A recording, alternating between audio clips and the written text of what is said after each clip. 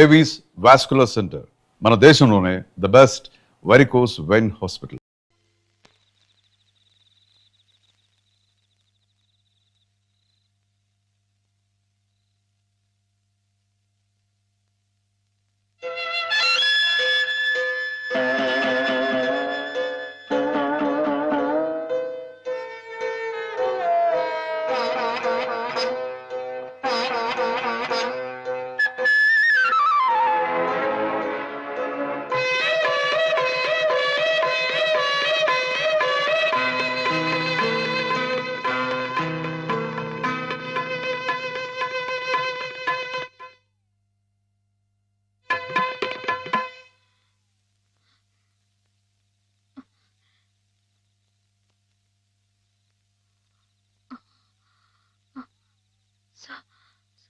Saraswati, Hema,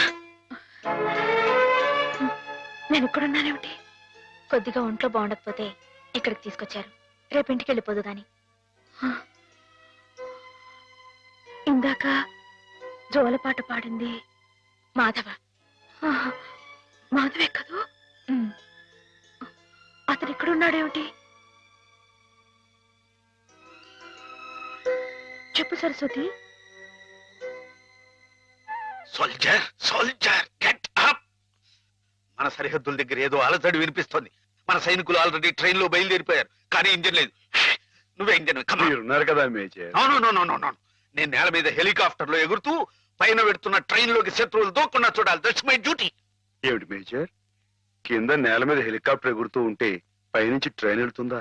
yes, ప్రపంచ యుద్ధాలు అలాగే జరుగుతాయి. మనం ఏం చేయలేదు. కమాన్. నేను ఆ ట్రైన్ ఎక్కి అలాగే వెళ్ళిపోనా? నువ్వు మా సైన్యంలోనే ఉండాలి. అలాగే మేజర్. Thank you. కమాన్. అలాగే.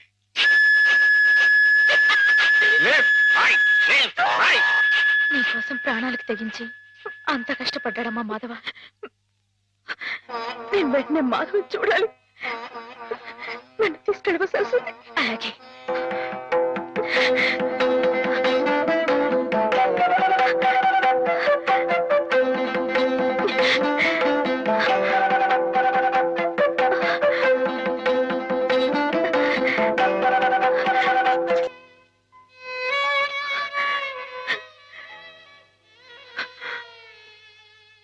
రైలు ఇట్ట ఆగిపోతే ఎట్ట?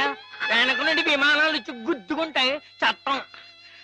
గార్డు జెండా ఊపాడు, అందుకే ఆగిపోయింది. అయితే వీడు పిచ్చి గార్డు. మంచి గార్డు కావాలి. పాపా, నువ్వే మంచి గార్డు. దా దా, భయపడకే. దా దా.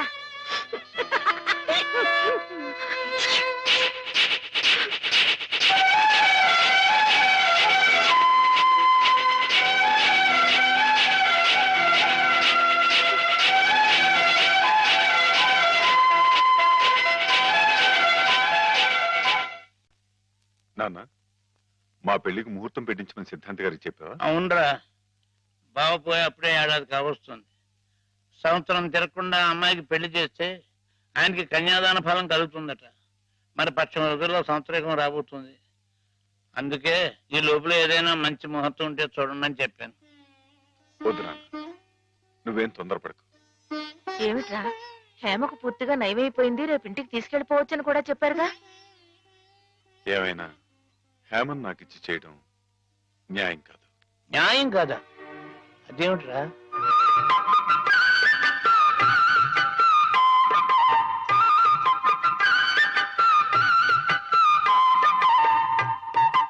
మాధవ, రండి అయ్యారు, రండి కూర్చోండి. చాలారా నీ మర్యాదలు. చండాలుడా, కడుపులో ఇంత కుట్ర రాసుకుని మొహానికి ఇంత నవ్వు పూసుకుని ఎంత వినయం నటించావురా మా ముందు.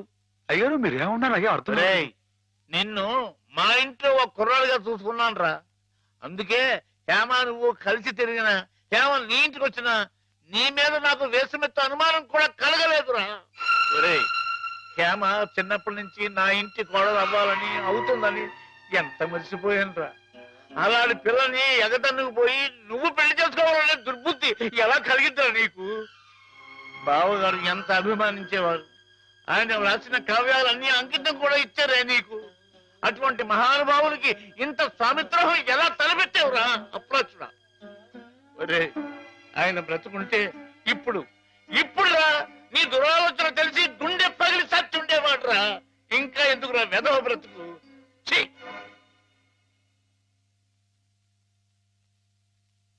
వా అంత పని చేసేయండి ఎదవా, తప్పు కదండి. ఎరా తెన్నింటి వాసాలు లెక్క పెడతావా? అసలు నీకు పుట్టగతులు ఉంటాయరా? ఇట్టండి వాడిని పట్టి కొడతావేరా? అదేనండి ఇట్ట ఎవ పని చేసుకుని వదిలిపెట్టండి, నరికి పోగులు పోగులు. నీకేం తెలియదు అనుకోండి. అమ్మాయి గారి మీద నీకు ఉవ్వా, నీకు పాడుబుద్ధలా కలిగిందిరా. నువ్వు మనిషి కారా, పశువురా, పశువు. చెప్పుకోవరా ఇలాంటి తప్పుడు, ఇలాంటి తప్పుడు చేస్తావు.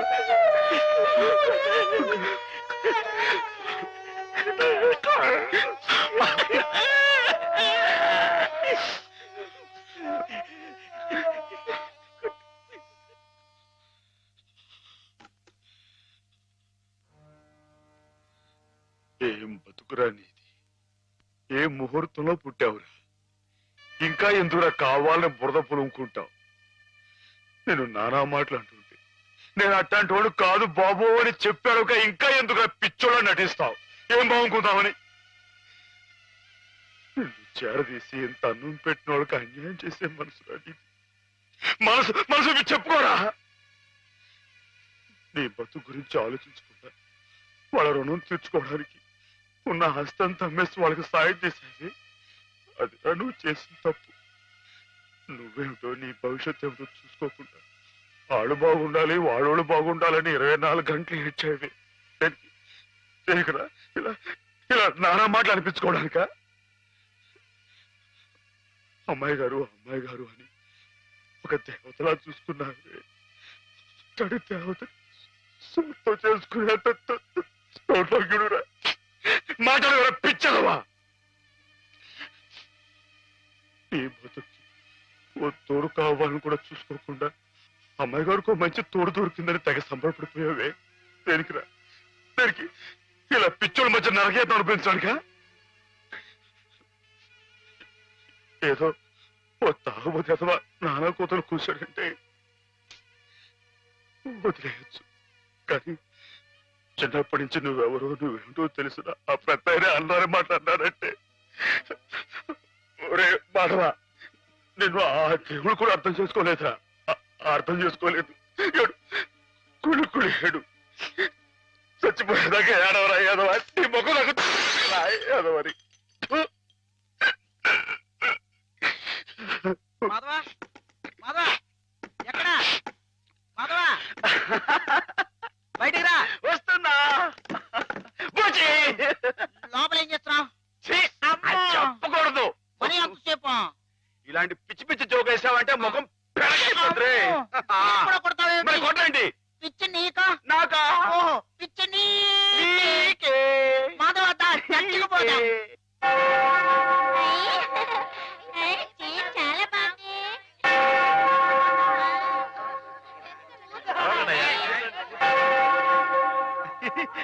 నేను ఇక్కడ వెళ్ళే.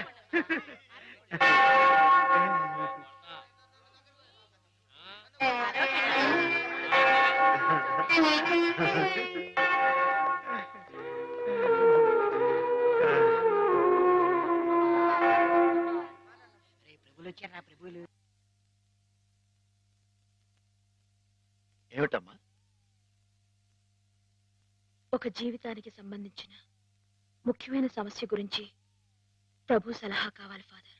ఏమిటో చెప్పమ్మా. ఒక ఊర్లో ఒక అబ్బాయి ఒక అమ్మాయి ఉన్నారు. ఆ అమ్మాయి ఆ అబ్బాయిని ప్రాణం కంటే మిన్నగా ప్రేమించింది. కానీ వాళ్ళిద్దరు కులాలు వేరు, అంతస్తులు వేరు. ఆ కారణంగా నేను నిన్ను ప్రేమిస్తున్నానన్న మాట పెదవుల దాకా వచ్చినా నోరు విప్పి అతనికి ఎన్నడూ చెప్పుకోలేకపోయింది. ఆ అబ్బాయికి ఆ అమ్మాయి అంటే అంతులేని అభిమానం. ఆ అమ్మాయి సుఖ సంతోషాల కోసం తన యావదాస్తిని ధారపోశాడు అతను.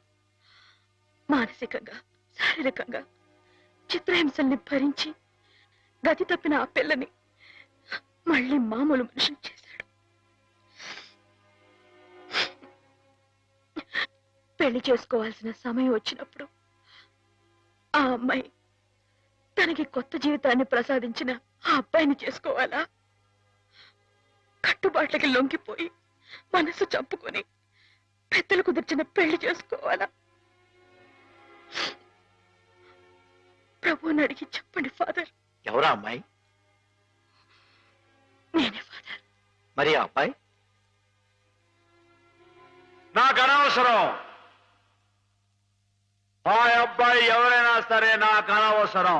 అటువంటి అడగకూడని ప్రశ్నలకు ప్రభు మేము సమాధానం చెప్పంగాక చెప్పం. అంతే చెప్పం. ప్రభుని పిచ్చి పిచ్చి ప్రశ్నలు వేస్తారా? ప్రభు కోపం వచ్చి పైకి వెళ్ళిపోతాడు. నేను ఇక్కడ పైనున్నాను.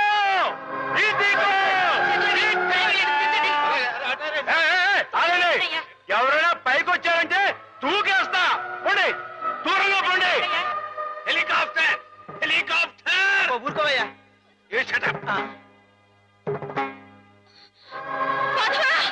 హాయ్, నీకు దండం పెడతాను. ఏ అఘాయితీ చేయకు. దిగు. మేము మనిషిని పుట్టించినప్పుడు అతనికి కులం లేదు, మతం లేదు. కానీ మీకు మీరే ఆ కట్టుబాట్లు పెట్టుకున్నారు. మీరు పెట్టుకున్న ఆచారాలు మీరు గౌరవించి తీరాలి. కాదంటే నేను నా ప్రభు ఇక్కడి నుంచి దూకేస్తాం. అప్పుడు మీకు దేవుడు ఉండడుగా. దూకేస్తా. నువ్వు ఎందుకు ఇలా ప్రవర్తిస్తున్నావు? ఆ మాటలకు అర్థం ఏమిటో నాకు తెలుసు. నా మాట విని దిగిరా. దిగు మాధవ, దిగు. నీకు దండం పెడతాను. గౌరవించి తీరాలి. మన ఇష్టానికి మనం ప్రవర్తించే వాళ్ళ మనసును ఒప్పించకూడదు. ఇక్కడున్న వాళ్ళందరూ ఈ మాట ఒప్పుకుంటేనే నేను కింద దిగొస్తా. లేకపోతే ఇక్కడిని దూకేస్తా. మగ దూకొద్దు, దిగు. దూకేస్తా. దూకేస్తా.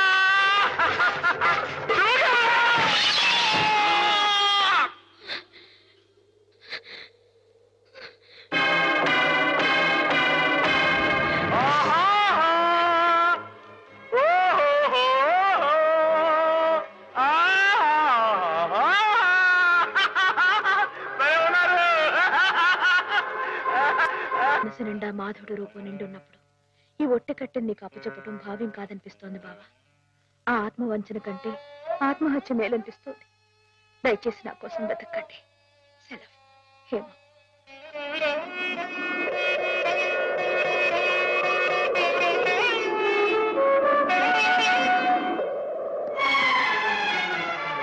మాధవ, మాధవ, రానుంది. చాలా ఘోరం జరిగిపోయిందయ్యా. ఏం జరిగింది? శ్రీపతికి హేమకి సలక్షణంగా పెళ్లి జరుగుతుందని పెద్దలు ఈ రాత్రికే ముహూర్తం నిశ్చయించారు. కానీ ఈ లోపు ఇది చూడు. ఏమిటిది? హేమ ఈ ఉత్తరం రాసిపెట్టి ఎక్కడికో వెళ్ళిపోయింది.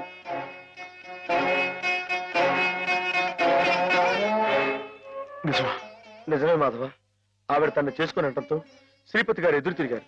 హేమకి నేను అక్కర్లేకపోతే నాకు హేమ అక్కర్లేదంటూ వాళ్ళ కాలేజీలో పనిచేసే ఓ టీచర్మని అదే ముహూర్తాన్ని పెళ్లి చేసుకుంటారంటూ పట్టుబట్టు. లేదండి, అలా జరగడానికి వీలేదు. శ్రీపతి బాబు తప్పు కూడా అమ్మాయిగానే పెళ్లి చేసుకోవాలి. అది ఎలా కుదురుతుంది మాధవ? హేమ ఈ పాటికి ఏ గోదాట్లను దూకి ఆత్మహత్య. ఆ అమ్మాయి గారికి అన్యాయం చేయడానికి ఆ దేవుడికి మనసు ఎలా వస్తున్నారా? ఆవిడకేం అపాయం జరగదు. నువ్వు వెళ్ళి ఆ అమ్మాయి గారు ఎక్కడున్నారో అని చోట వెతుకు. నేను ఇక్కడి నుంచి ఎలవలా వచ్చి శ్రీపతి బాబు కాళవేళ పడి ఆ అమ్మాయి గారిని పెళ్లి చేసినట్టు చూస్తాను. నువ్వు వెళ్ళు.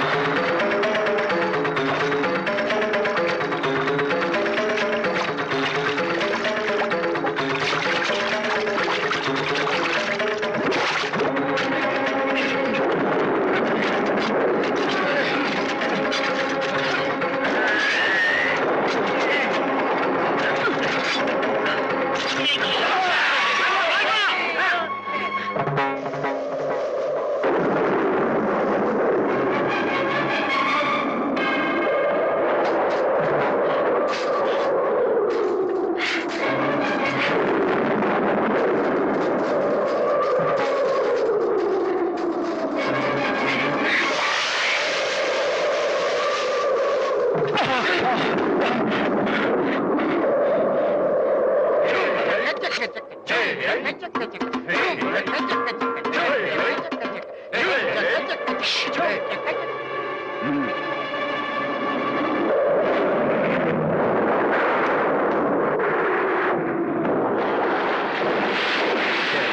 దొరికావు బే.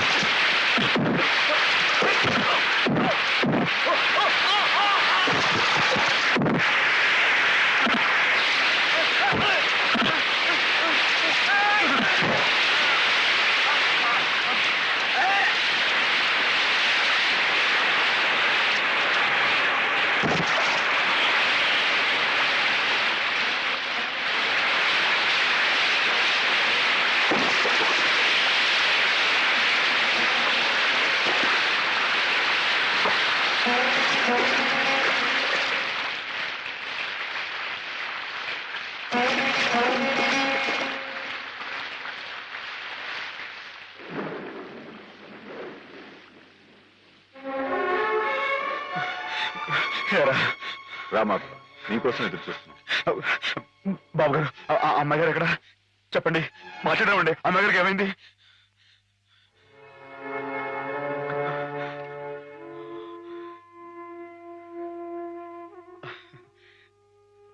బాబు, నేను విన్నది నిజమేనా? మీరు అమ్మాయి గారిని కాదని ఇంకెవరినో పెళ్లి చేసుకోవటం, ఏదేమైనా సరే ఆ అమ్మాయి గారి పెళ్లి విషయంలో మాత్రం అన్యాయం జరగకూడదు బాబు. నిజమే మాధవ, హేమ పెళ్లి విషయంలో అన్యాయం జరగకూడదు. అందుకే నన్ను చేసుకోవడం ఇష్టం లేక గోదావరిలో దూకిన హేమను ఒడ్డుకు చేర్చాను. నాకు ఇంకో అమ్మాయితో పెళ్లి జరగబోతోందన్న అబద్ధంతో నిన్ను ముహూర్త సమయానికి ఇక్కడికి రప్పించాను.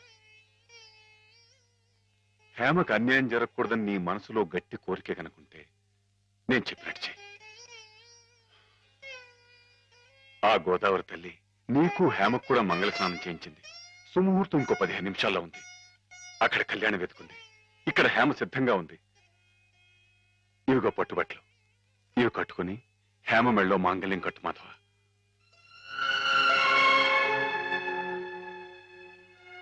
చూడు మాధవ, దగ్గర బంధువులు మేమేమి చేయలేక చేతులు ముడుచు కూర్చుంటే ఏ సంబంధం లేని నువ్వు ఆపద్బాంధవుళ్ళ మా కుటుంబాన్ని ఆదుకున్నావు. హేమకి అండగా నిలిచావు. హేమకు నీ మీద, నీకు హేమ మీద ఉన్న ప్రేమ ఎంత పవిత్రమైందో ఇప్పుడు తెలుసుకోగలిగాను. తొందరపడి నీ ముందు నోరు జారినందుకు పెద్ద మనసుతో నన్ను క్షమించి హేమ చెయ్యేందుకు బాబు. అవును మాధవ, అన్నయ్య తన కావ్యాల్ని నీకు అంకితం చేసి ఆ రోజే నిన్ను తన అల్లుని చేసుకున్నారు. హేమ మెళ్ళో నువ్వు 3 ముళ్ళు వేస్తే ఆ లోకాను ఉన్న మా అన్నయ్య ఆత్మ శాంతిస్తుంది మాధవ. లేదండి, ఇది జరగని పని. జరగని పని అంటే కులం గురించా నీ సమస్య మాధవ? నీలా యాదవుడైన కృష్ణుడు ఎవరిని చేసుకున్నాడు? క్షత్రియకన్య సత్యభామం చేసుకోలేదా? రాచకన్య రుక్మిణి చేసుకోలేదా? హేమ కూడా క్షత్రియకన్య మాధవ. మీరెవరు ఎంతగా చెప్పినా సరే ఎందుకో నా మనసు ఒప్పుకోవడం లేదు. ఆ అమ్మాయి గారు మీ సొంత మనిషి, ఆవిడ మీరే పెళ్లి చేసుకోవాలి.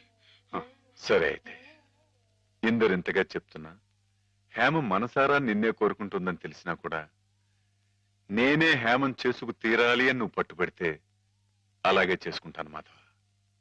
కానీ పెళ్లి చేసుకున్న మర్నాడే హేమ నీకు ఇలా కనిపిస్తుంది.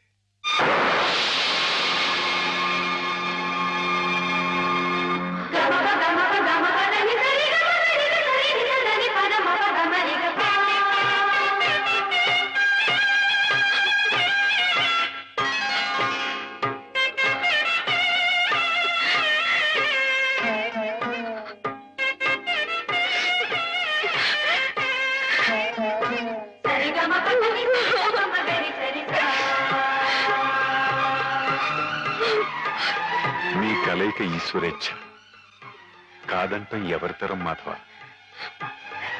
మీ ఇద్దరు పార్వతీ పరమేశ్వరుల్లా ఒకరి కోసం ఒకరు పుట్టారయ్యా.